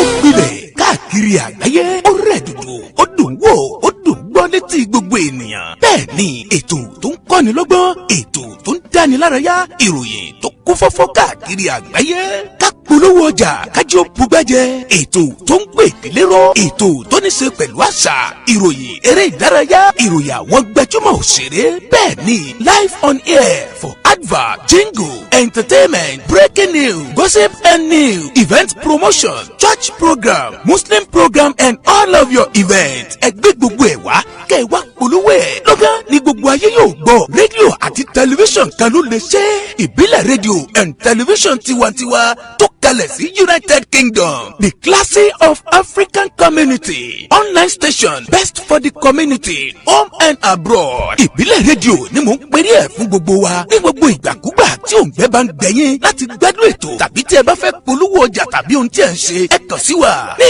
ìbílẹ̀ rédíò and television tiwantiwa ẹ lè wò wá kedere tàbí kí ẹ gbọ́ wa live on www.ibileradio.com tàbí lórí TuneIn Radio lórí Twitter Instagram àti Facebook ẹ tẹ ìbílẹ̀ rédíò láti bá wa dòwò pọ̀ lórí ohunkóhun tí ọkàn yín bá ń fẹ́ ẹ pè àwọn nọ́mbà yìí 0790802594 tàbí 07795671385 tàbí 07424728743 ìbílẹ̀ rédíò and tẹlifíṣàn tiwantiwa kárí ayé ni wọ́n ń wò wá gbọ́ wa ó kilẹ̀ pilẹ̀ tìtìtì.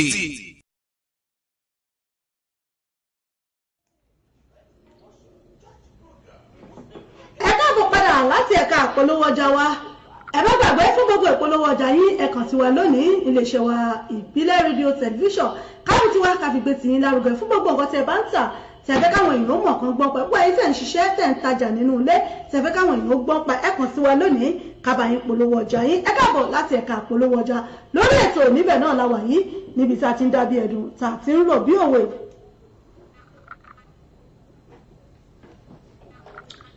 gbogbo ẹ̀yin tí ẹ fẹ́ polówó ọjà yín ẹ bá wa dòwò pọ̀ lónìí káfi tiwa káfi gbé tiyín lárugẹ lórí ètò náà la wà yìí ètò yín ètò wa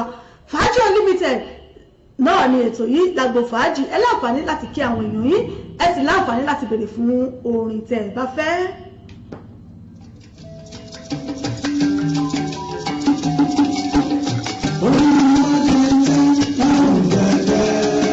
ẹ ṣe ohun Abíọ́lá Ọ̀ṣínlóye ẹ káàbọ̀ sórí ètò Primate JP mo kì í káàbọ̀ lẹ́ẹ̀kan sí ọmọọba fún Adéoyè kẹyìn náà lẹ́ẹ̀kan sí Lawal Sarat Ọláìdé Ṣòmùkì ìyá mi Àbẹ̀kẹ́ Kẹ́hìndé mo kẹyìn náà lẹ́ẹ̀kan sí.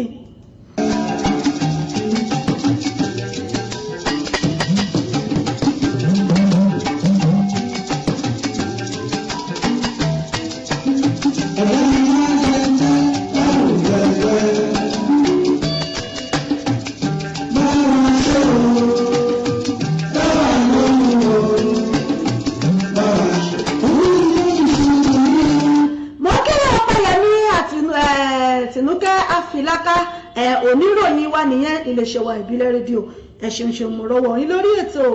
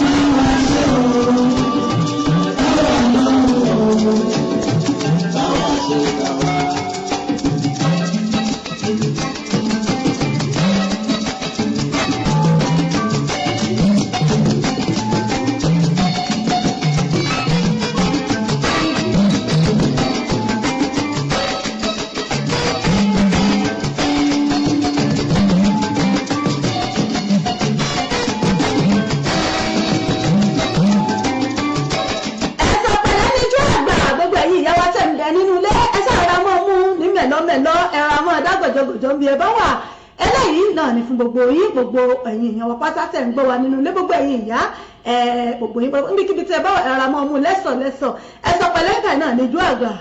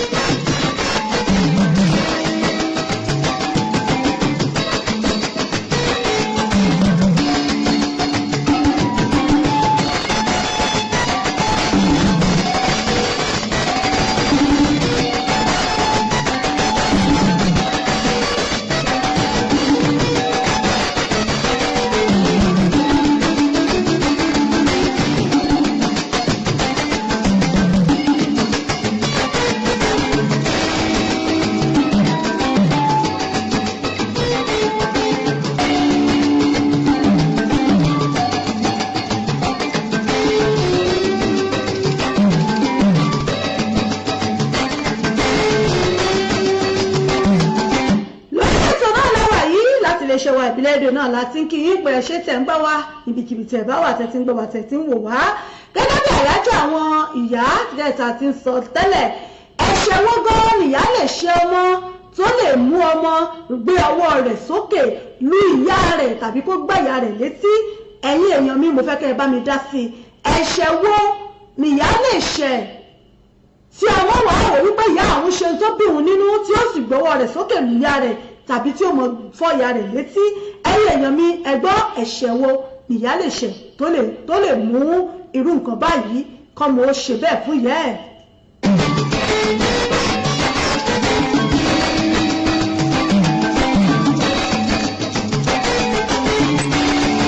ǹjẹ́ àkọ́kọ́ wà tí ìyá lè ṣe fọ́mọ tọ́mọ ó sì fi gbọ́wọ́ rẹ̀ sókè tí ó lù ìyá rẹ̀ tí ó mọ̀ ní pé ìyá àwọn bí òun nínú nítorí ẹ̀ lòun ṣe lù lòun ṣe fọ́ ìyá àwọn létí. torí ọ̀pọ̀lọpọ̀ rẹ̀ náà là ń rí tá à ń rí níbi tí ọmọ ti ń lù yá tí ọmọ ń gbọ́wọ́ ẹ̀ sókè tó ń lù ìyá rẹ̀ tá ní ìyá àwọn ṣẹ̀wọ̀n ìyá àwọn múnú bí òun tí ó sì gbọ́wọ́ rẹ̀ sókè tí ó lù ìyá rẹ̀ ìmí ò fọ́ ìyá ẹ̀ létí báyìí tí ó lù lálùbọ̀ ìmí ò já ìyá rẹ̀ tí ó níta gbangba ẹ̀yin èèyàn mi ẹ gbọ́ kí ló lè le tó bẹ́ẹ̀ tí ọmọ fi lè ṣíwọ́ lù yẹ́ ẹ̀.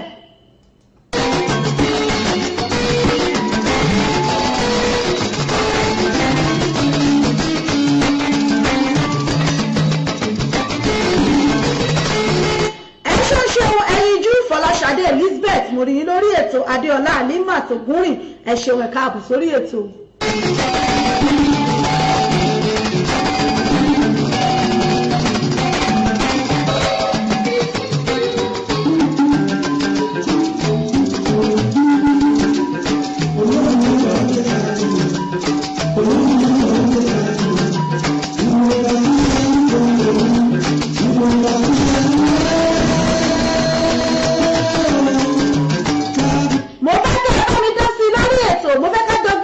torí pé àyájọ́ àwọn ìyá òun náà là ń ṣàkànṣe ẹ̀ lénìí gẹ́gẹ́ bí gbogbo àti mọ̀ pé ọ̀la náà ni Mother's Day kí ni ẹ̀ṣẹ̀ tí ìyá lè ṣe tọ́mọ fi lè ṣíwọ́ lù yẹ́ ẹ̀ ǹjọ́ yẹ kọ́mọ ó ti ẹ̀ lù yá rẹ̀ débi pé ó ń gbọ́wọ́ sókè láti lù yá tàbí gbá yẹ́ ẹ̀ létí débi pé ká mọ̀ fàṣẹyà mọ́bì ẹni lọ́rùn kí ló lè le tó bẹ́ẹ̀ kọ́mọ ó tó lè sọ pé òun ṣerú rẹ̀ ṣó lẹ́tọ̀ọ́ àbí ò tiẹ̀ tọ́.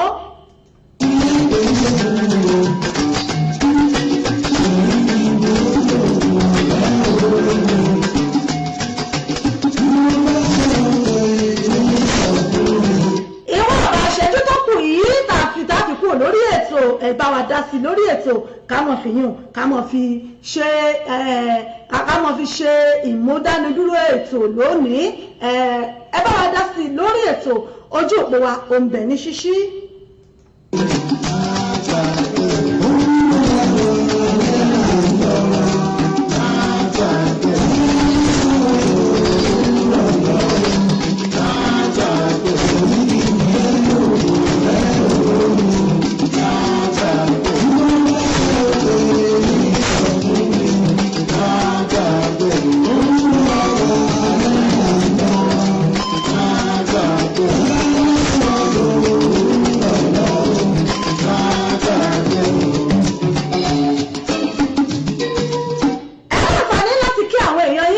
láǹfààní láti bèrè fórin tẹ́ ẹ fẹ́ fún ìwọ̀nba àṣẹ́jú tó kù tá a fi mọ́ dágbére lórí ètò yìí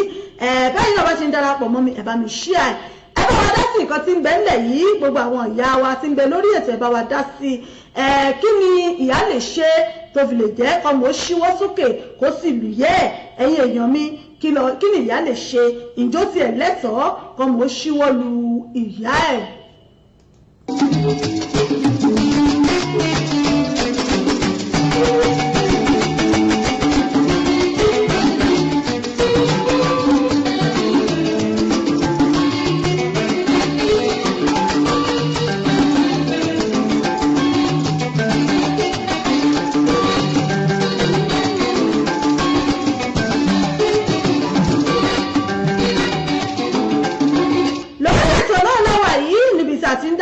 Mùkẹ́ lórí ètò níbi tí a ti ń dáwọ́ ọ̀dùnnú bẹ́ẹ̀ bá wojú aago yín aago 3 náà ló ti kù ṣẹ́jú 5 aago 3 ló kù ṣẹ́jú 5.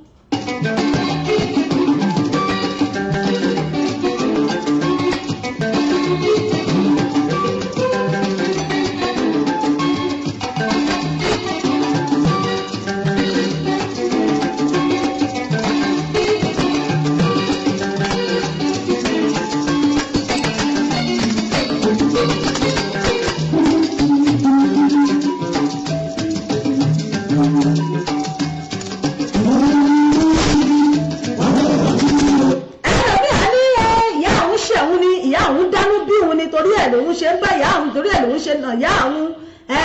ìyá àwọn ṣẹ̀hún ìyá àwọn bí òun nínú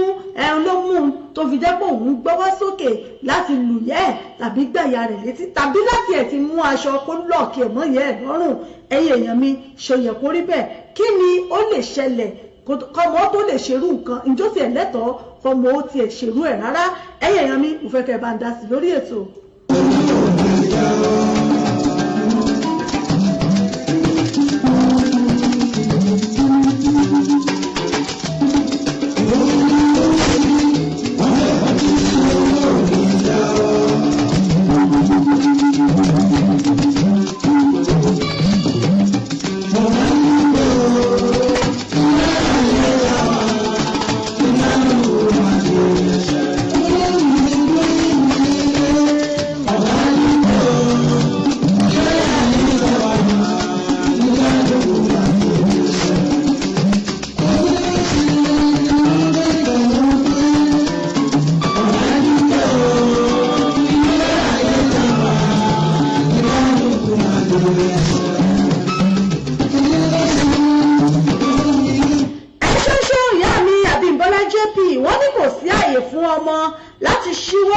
láti ṣíwọ́ lu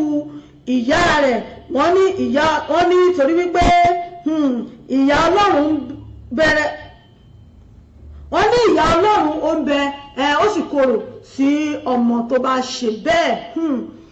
pé kò tọ́ kọ́mọ ó ṣe bẹ́ẹ̀ torí wípé inú Ọlọ́run ò dùn sí àti wípé ìkorò àti ìyà ń bẹ fún ọmọ bẹ́ẹ̀ tó bá ṣerú ìwà bẹ́ẹ̀ ẹ ṣeun ìyá mi Àbímbọ́lá JP ẹ ṣé ìyá mi Àbẹ̀kẹ́ Kẹ́hìndé wọ́n ní kò sí ohun tó lè dé ọmọ ò gbọdọ̀ ṣíwọ́ lu ìyẹ́ ẹ ṣeun ìyá mi àwọn náà ní kò sí ohun tó lè dé torí pé àwọn ọmọ kan wà níta ń bẹ àwọn ọmọ kan ń bẹ nígboro tó jẹ́ wípé wọ́n ti lérò wípé báwọn ṣe ní ráìtì tàwọn nìyá náà ní ráìtì tiẹ̀ àwọn ọmọ proof ráìtì wọn fún ìyá pé ìyá ò gbọdọ̀ mọ proof ráìtì fáwọn tí ìyá bá sì ti ṣe nǹkan àbí ìyá bá wọn wí àbó bá ṣe làwọn náà gbọ́wọ́ sókè láti lùyà wọn àwọn náà mọ kílèmù páwọn náà ní ráìtì tàwọn àwọn ti di ádọ́ọ̀tì àwọn ti digbá àwọn ti dàwó òun náà ni a ṣe ń gbé ètò yìí náà la ṣe gbé wá lónìí gẹ́gẹ́ báwọn ìyá wa ti wí wọ́n ní kò sí kankan tí ó lè ṣẹlẹ̀ tí ọmọ gbọ́dọ̀ dán irú ìwà bẹ́ẹ̀ wò ẹ ṣeun ìyá mi Àbímbọ́lá JP àti ìyá mi Àbẹ̀kẹ́ Kẹ́hìndé ẹ ṣé mo dúpẹ́ lórí ètò náà la ṣe wà yìí.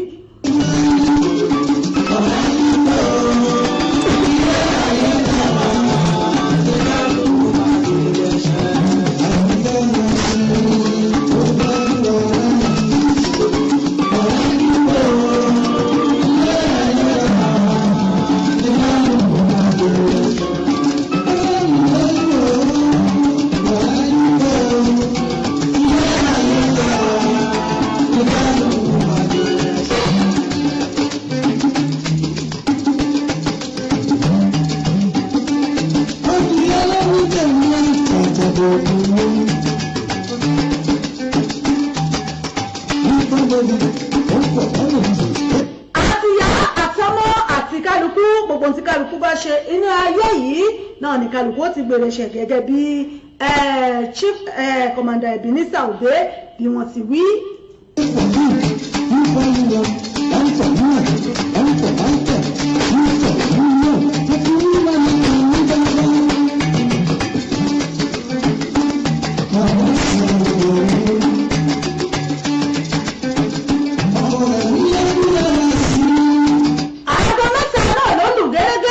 Ṣẹ̀wá ìbílẹ̀ rédíò mo níbi ìṣẹ́jú márùn-ún sí lórí ètò yìí tí mo fi dágbére lórí ètò fún tòní ìṣẹ́jú márùn-ún náà ló kù fún mi lórí ètò yìí tí mo fi dágbére.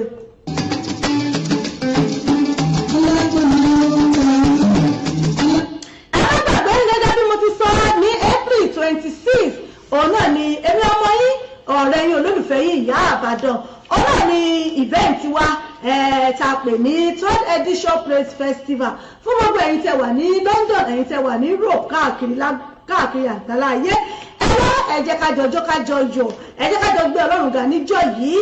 látọwọ́ èmi ọmọ yín Lady Evangelist Bùsọ́lá ọmọ Jésù tí gbogbo yín mọ̀ sí Ìyá Àbàdàn authentic náà rèé. Ẹ wá ká jọ fi orin ìgbé Ọlọ́run ga ní April 26 2019 tá a wà yìí ọ̀rọ̀ ni event yìí náà ló máa wáyé. Gbogbo yín pátápátá náà ni mò ń fìwé pè, gbogbo ẹ̀yin olólùfẹ́ mi, gbogbo ẹ̀yin tiwa pátápátá nílé lóko àtìlẹ́yìn odi. Mo fàsìkò yìí mò ń fi ń pè yín pé kẹ́yìn náà darapọ̀ mọ́ wa lọ́jọ́ yìí kájọ fi ayọ̀ ìdùnnú káfi gbé Ọlọ́run ga, káfíjọ jíjó ayọ̀, káfíjọ jíjó àjíǹde Easter sí Ọlọ́run. Ìjọ àjíǹde Easter náà lélẹ́yìí tí a jọ fi ọpẹ́ fún Ọlọ́run. Gbogbo yín pátápátá náà ni mò ń fi tìfẹ́tìfẹ́ pè pé kájọjó kájọyọ̀. Ọ̀pọ̀lọpọ̀ àwọn olórin náà ló máa pàfọ́ọ̀mù níjọ́ yẹn ti jẹ́ wípé inú wa dùn, jíjẹ mímu gbogbo ẹ̀ pátápátá náà ni ó máa wà níbẹ̀ níjọ́ yẹn. Gbogbo apáta ká múra dáadáa torí pé red carpet òun náà wà níbẹ̀, red carpet wà níbẹ̀ níbi tí a ó ti máa ya fọ́tò, tí wọ́n ti máa fi ọ̀rọ̀ gbọ́rọ̀ lẹ́nu wá, tí wọ́n ti máa kí wa káàbọ̀ sórí ètò. Gbogbo yín pátá náà ni mò ń pè, gbogbo ẹ̀yin ìyá, gbogbo ẹ̀yin bàbá mi, gbogbo ẹ̀yin Afẹ́nifọ́rọ̀, gbogbo ẹ̀yin olólùfẹ́ Ìyá Àbàdàn pátá mò ń pè yín. Ẹ wá jẹ́ ká jọ gbọ́ Ọlọ́run ga, iṣẹ́ Ọlọ́run náà lélẹ́yìí. Ẹ jẹ́ ká jọ kájọ jíjó àjíǹde sí Ọlọ́run fún orí ọ̀fẹ́ tó fún wa láti ti rí àjíǹde tọdún yìí, ìyẹn ní April 26 ní 2019 tá a wà yìí náà ló máa wáyé ní aago 4 ìrọ̀lẹ́ títí di aago 10 alẹ́, ìyẹn ní Wickway Community Center ní St George's Way ní London SC15 6PL, London SC15 6PL, ìyẹn ní London South East. Níbẹ̀ náà ni ó ti máa wáyé. Gbogbo yín pátápátá náà ni mò ń fìfẹ́ pè, ẹ jẹ́ kájọ jó, kájọ yọ̀, kájọ fi orin yìí, kájọ fi gbé Ọlọ́run ọba ga. Gbogbo ẹ̀yin tí ẹ bá sì fẹ́ ràn wá lọ́wọ́ náà, mo ti rí àwọn kọ̀ọ̀kan náà tó jẹ́ pé wọ́n ti ń nawọ́ sí wa. Ẹ ṣé, ojú òní tì yín o, lágbára Ọlọ́run, àlàáfíà yín kò ní di fíafẹ́, lágbára Ọlọ́run, iná ò ní sanwó yín. Gbogbo ibi tẹ́ ẹ ti ń mówó náà Ọlọ́run ọba yóò mọ̀ fi ọ̀pọ̀lọpọ̀ rọ́pò ọbẹ̀, lágbára Ọlọ́run. Àbùdí ni tolókun, àbùdí ni tọlọ́sà, Ọlọ́run yóò máa bùkún yín. Gbogbo ẹ̀yin tẹ́ ẹ sì ń fẹ́ wa náà, tẹ́ ẹ fi fẹ́ wa, lágbára Ọlọ́run, ilé tí yín ò ní dàrú, ọ̀nà yín ò ní dàrú. Gbogbo ẹ̀yin tẹ́ bá sì fẹ́ ràn mí lọ́wọ́ torí pé ẹ mọ̀ pé ìnáwó kò ṣe dáṣe, ọ̀pọ̀lọpọ̀ ọ̀gọ̀rọ̀ èèyàn jíjẹ mímu láti bọ́ ẹnu kò easy rárá, kí Ọlọ́run ọba kó jẹ́ kó easy fún wa. Gbogbo yín náà, gbogbo ẹ̀yin tẹ́ bá fẹ́ ràn wá lọ́wọ́, gbogbo ẹ̀yin tẹ́ ń gbọ́ wa lórí rédíò, tẹ́ ń gbọ́ wa, ẹ lè sanwó, ẹ lè fún wa ní nǹkan tẹ́ bá fẹ́ fún wa sínú pépà wa fún àǹfààní àwọn tí wọ́n wà ní bóyá Europe ní àbí nǹkan kan. PayPal wa ó rọrùn fún ẹni tó bá ti ní PayPal, ẹ lè sanwó sí wa síbẹ̀, ìyẹn ní paypal.me/Ìyá-Àbàdàn, paypal.me/Ìyá-Àbàdàn. Ọ̀nà ni gbogbo nǹkan tẹ́ ẹ bá fẹ́ fún Ọlọ́run ọba yóò bùkún fún yín, fún ilé yín, fọ́nà yín, orísun ayọ̀ gbogbo àwọn onígbẹ, lágbára àṣẹ Èdùmàrè. Gbogbo tó náà bá fi ràn yín lọ́wọ́, tọ́rọ̀ ní kọ́bọ̀ ni Ọlọ́run yóò bùkún fún yín. Ẹ ṣeun ẹ̀yin èèyàn mi. A ní ìṣẹ́jú díẹ̀ sí lórí ètò tí a fi máa dágbére fún ètò tòní, mò ń bọ̀ náà.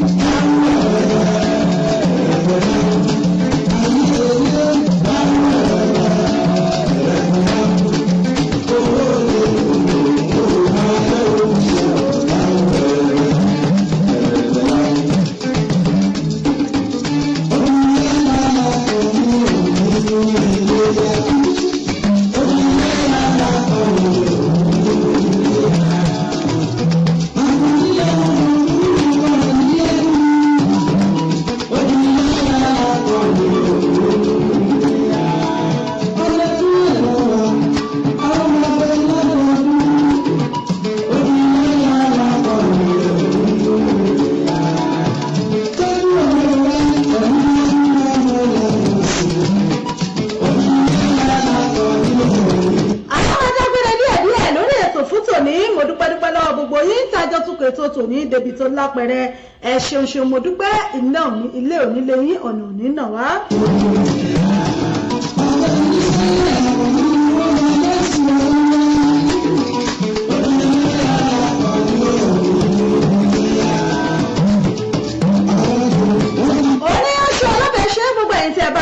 ìṣeun àìkú àbínú ilé òní lé wa wàhálà òní dé bá wa ànírígbé sọnù bí ò ṣe bí ọmọ.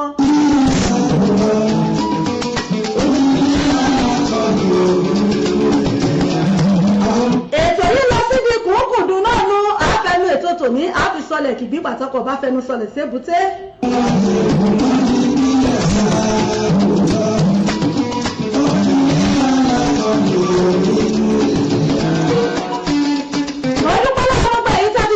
ètò yìí bọ̀ látàárọ̀ mo dúpẹ́ lọ́wọ́ yín ẹ ṣé ẹ kú fẹ́ ọlọ́run ọba ònípa náà fẹ́ wá. brother mi Bobby JJ wọ́n ní you are welcome to the program again, may God bless you and my sister, amen amen, and you too sir ṣẹ́gun ni brother mi.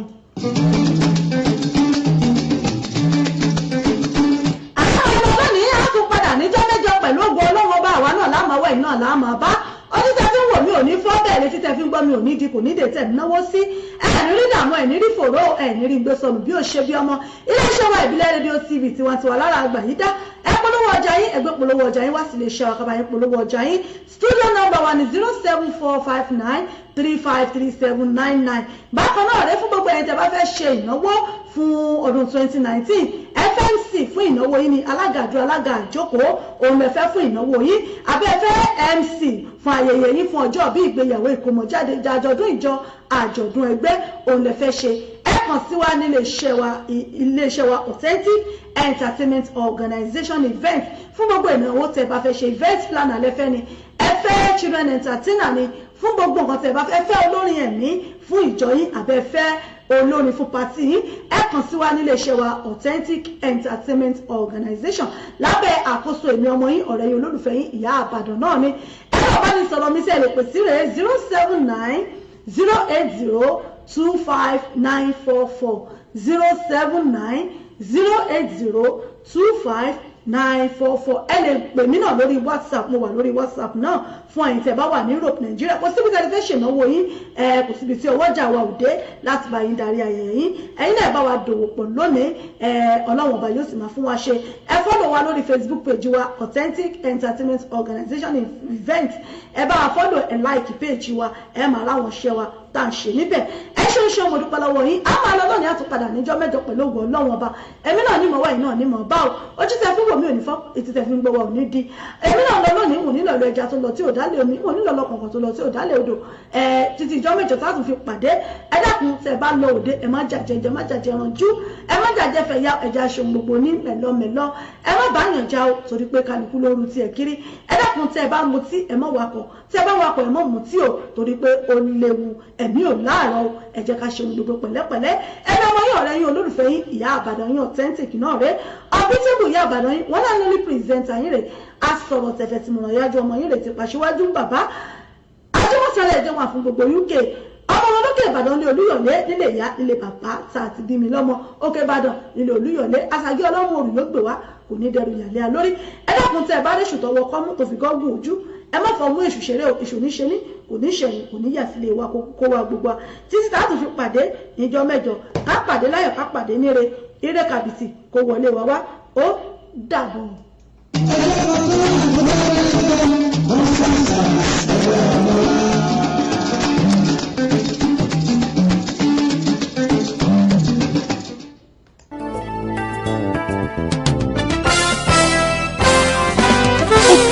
Káàkiri àgbáyé ó rẹ̀ dòdò ó dùn wò ó dùn gbọ́ létí gbogbo ènìyàn. Bẹ́ẹ̀ ni ètò tó ń kọ́ni lọ́gbọ́n, ètò tó ń dáni lárayá, ìròyìn tó kún fọ́fọ́ káàkiri àgbáyé. Ká polówó ọjà kájí ó bugbẹ́jẹ, ètò tó ń pè ìdílé rọ, ètò tó ní ṣe pẹ̀lú àṣà, ìròyìn eré ìdárayá, ìròyìn àwọn gbajúmọ̀ òṣèré. Bẹ́ẹ̀ ni live on air for advert, jingle, entertainment, breaking news, gossip and news, event promotion, church program, Muslim program and all of your events. Ẹgbẹ́ gbogbo ẹ̀ wá kẹ́ ẹ wá polówó ẹ̀. Lọ́gán ni gbogbo ayé yóò gbọ́. Rédíò àti tẹlifíṣàn kan ló lè ṣe. Ìbílẹ̀ rédíò and tẹlifíṣàn tiwantiwa tó kalẹ̀ sí United Kingdom. The Classy of African Community. Online station best for the community, home and abroad. Ìbílẹ̀ rédíò ni mò ń perí ẹ̀ fún gbogbo wa. Ní gbogbo ìgbàkúgbà tí òǹgbẹ́ bá ń gbẹ̀yìn láti gbádùn ètò tàbí tí ẹ bá fẹ́ polówó ọjà tàbí ohun tí ẹ ń ṣe, ẹ kàn sí wa. Ní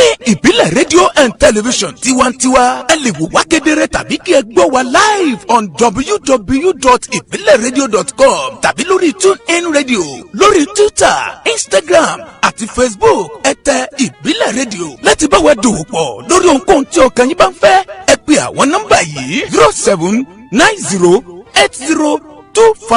0790802594 tàbí 07795671385 tàbí 07424728743. Ìbílẹ̀ rédíò and television tiwantiwa kárí ayé ni wọ́n ń wò wá gbọ́ wa. Ó kilẹ̀ ilẹ̀ tìtìtì.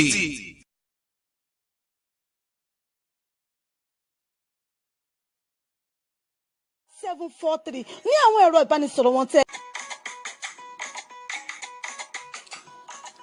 Authentic Entertainment Organization, Authentic Entertainment Organization, Authentic Entertainment Organization. Àwọn ni wọ́n máa tún dé báyìí o pẹ̀lú oríṣiríṣi ètò nílé iṣẹ́ wọn fún gbogbo ìnáwó tẹ́ ẹ bá fẹ́ ṣe. Ẹ fẹ́ MC fún ìnáwó yín, ẹ fẹ́ alága fún engagement yín, ẹ fẹ́ children entertainer àbí ẹ fẹ́ olórin àsìkò àbí olórin ẹ̀mí fún ìnáwó yín. Ẹ má làágùn jìnnà mọ́.